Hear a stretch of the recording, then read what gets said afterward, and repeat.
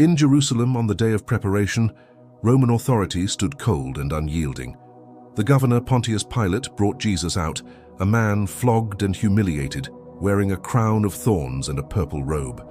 "Behold the man," Pilate declared, finding no basis for a charge against him. But the voices of the crowd were a rising storm, their hearts hardening with every passing moment. The soldiers mocked him, their laughter echoing off the stone pavement as they slapped him, jeering the one who wore a twisted crown. Back inside the praetorium, the light grew cooler, the air thick with unspoken tension. Pilate, searching for a truth he could control, questioned Jesus again, but Jesus remained silent. Finally he spoke, his voice calm amidst the chaos. "You would have no power over me," he said, "unless it had been given you from above. Therefore the one who handed me over to you is guilty of a greater sin." Pilate hesitated, a flicker of fear in his eyes. He wanted to release him, but the world's power had its own logic, its own demands. Once more, Pilate presented Jesus to the people. "Here is your king," he announced, a final desperate attempt. But the crowd roared back, their fury a single, unified voice. "Away with him! Away with him! Crucify him!"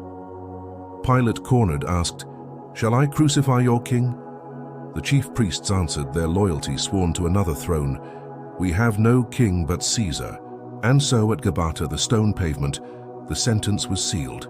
Justice was traded for peace and truth for power. He was led away, bearing his own cross. The heavy beam pressed into his shoulder as he walked the narrow, winding street known as the Via Dolorosa. The weight was immense, a physical burden mirroring the weight of the world he carried. The faces of the bystanders blurred into a stream of curiosity, pity, and scorn.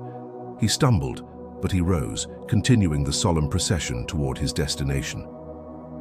They came to the place called Golgotha, the place of the skull. There they crucified him, and with him 2 others, one on each side, with Jesus in the middle. Pilate had a notice prepared and fastened to the cross. It read in Aramaic, Latin, and Greek, "Jesus of Nazareth, the King of the Jews." The chief priests protested, demanding it be changed to say he only claimed to be king, but Pilate was firm. "What I have written," he said, "I have written." The title remained, a declaration of truth above the head of the suffering king. At the foot of the cross, the soldiers divided his clothes, taking 1 share for each of them. But his tunic was seamless, woven in one piece from top to bottom. "Let's not tear it," they said to one another. "Let's decide by lot who will get it." They cast their dice, the small clatter on the stone a chillingly casual sound, fulfilling a prophecy spoken centuries before. Near the cross of Jesus stood his mother's sister, Mary the wife of Clopas and Mary Magdalene. When Jesus saw his mother there, and the disciple whom he loved standing nearby, his heart moved with compassion. He said to her, "Woman, here is your son," and to the disciple, "Here is your mother." In his final moments, he forged a new family, a bond of love that would outlast the grave. From that time on, this disciple took her into his home. Later, knowing that everything had now been finished, and so that Scripture would be fulfilled, Jesus said, "I thirst." A jar of wine vinegar was there, so they soaked a sponge in it, put the sponge on a stalk of the hyssop plant and lifted it to his lips. He received the drink, a final bitter taste of the human experience he had fully embraced. A hush fell. The wind seemed to hold its breath. Then, with a voice that was not of defeat, but of completion, he said, "It is finished." With that, he bowed his head and gave up his spirit. A faint, warm, golden light seemed to trace his form, a quiet signal that this was not an end, but a handover, a completion. Because it was the day of preparation and the next day was to be a special Sabbath, the Jewish leaders didn't want the bodies left on the crosses. They asked Pilate to have the legs broken and the bodies taken down.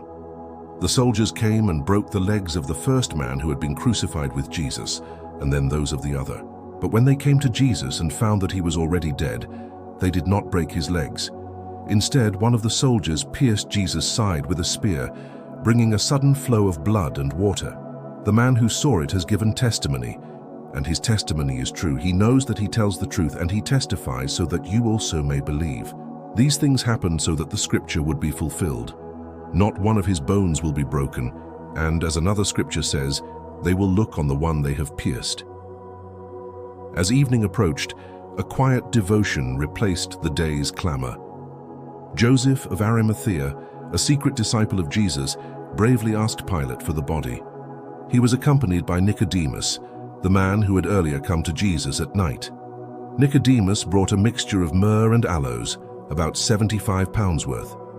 Taking Jesus' body, the two of them wrapped it, with the spices, in strips of linen, following Jewish burial customs.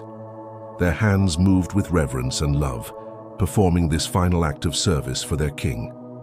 At the place where Jesus was crucified, there was a garden, and in the garden a new tomb in which no one had ever been laid. Because it was the Jewish day of preparation, and since the tomb was nearby, they laid Jesus there. The lanterns cast a soft glow on the stone threshold as they placed his body inside. The sky above dimmed from amber to a deep blue-gray.